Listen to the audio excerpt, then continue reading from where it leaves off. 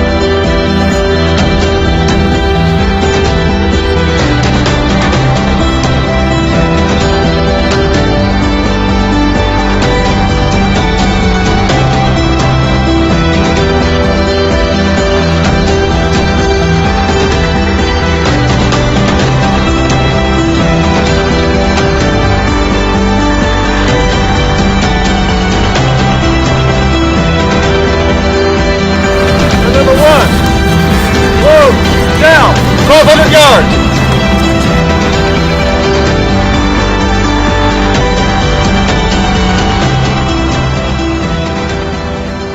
One fire. One ceasefire.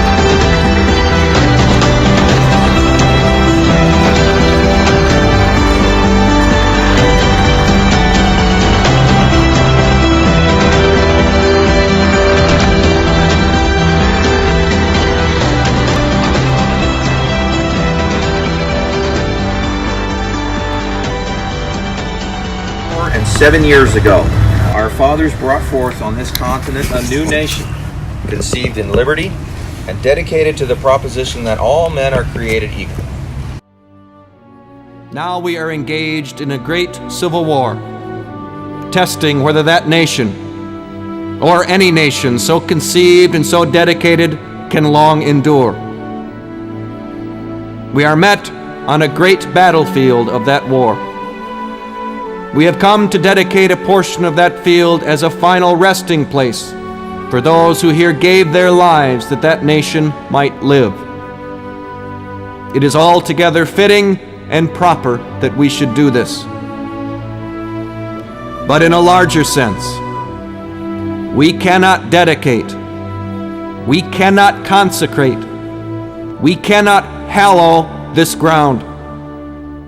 The brave men, living and dead, who struggled here, have consecrated it far above our poor power to add or detract.